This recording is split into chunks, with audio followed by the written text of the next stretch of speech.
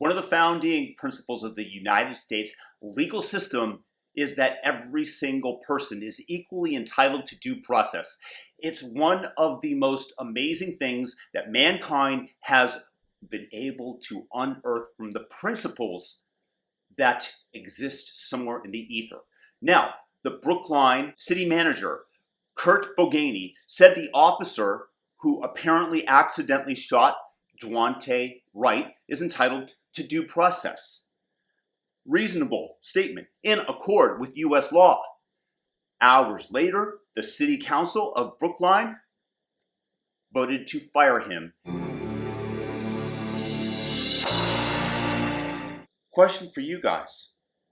How is it possible that somebody that says someone is owed due process, how does that even get before the firing committee? How is that even voted upon? What infraction did he commit? Oh my gosh, goodness gracious, I know, maybe he went against the woke mob that is in fact running things. Worse are the reasons that the one member of the board, Kris Lawrence-Anderson, said she voted to remove Boganey because she feared retaliation from activists if she did not. To quote the councilwoman, "He was doing a great job. I respected him dearly. I didn't want repercussions at a personal level." Number one, this person should not be serving the public. She is much more self-interested, obviously. Point number two, America is training the terrorists.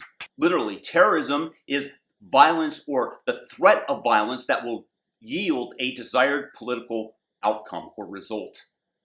What BLM and these other activists, Antifa, are doing is the classical definition of terrorism. And these feckless leaders that are more self-interested give them the results that they want, and of course are training them to become increasingly violent because they know that they're going to get their way. And when somebody is ideologically possessed, this is what they're going to do. It's a gravitational pull. Yes, you satiate them for a brief moment, and then they continue to march to burn down Rome.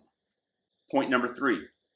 We're going to see more of this, and it's far easier to bow when you see the people that are supposed to be with you in line to stop and prevent an army from marching in. When they start kneeling, then you find it easier to kneel as well. Once again, we are training the mob, and we're going to see more of these actions being taken. Point number four. At this point, the only way to stop this are repercussions for the woke mob.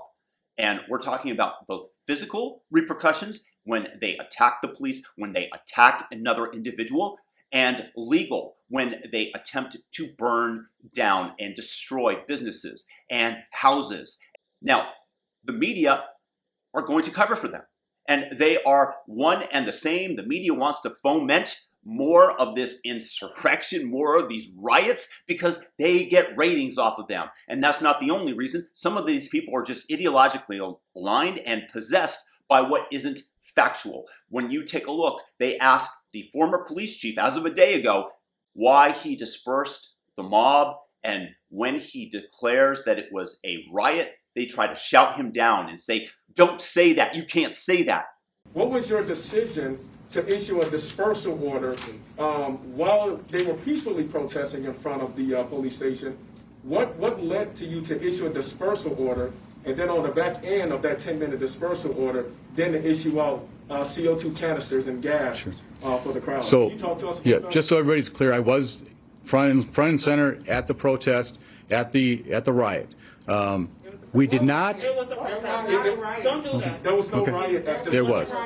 So, Do you think that you're going to get fair reporting from the media going forward, or are they once again going to call these riots mostly peaceful, despite the massive destruction that is being done, not only to the buildings, but to the psychology of our nation?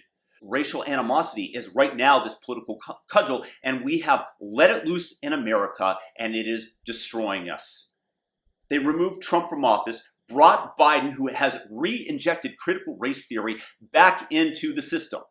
This poison that Donald Trump, when he was leaving office a few months before, temporarily removed, has been mainlined back into the system by Joe Biden, this poison, this cancer, and it's been done intentionally. Unfortunately, there comes a point when a cancer has spread so far or an injury is so grave to the body that it is not recoverable from. And I don't believe that we in the United States are at that point yet, but we are fast approaching.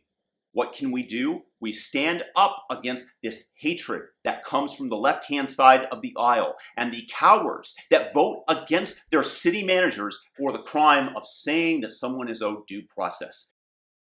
And we need to stand up despite the fact that they kneel down. And we have to push back and we have to say no more. Thumb up the video, share it if you're new. Subscribe to the channel, hit the notification bell, all notifications. Have a great day if you can. I'm very distressed by the United States right now. Peace and blessings.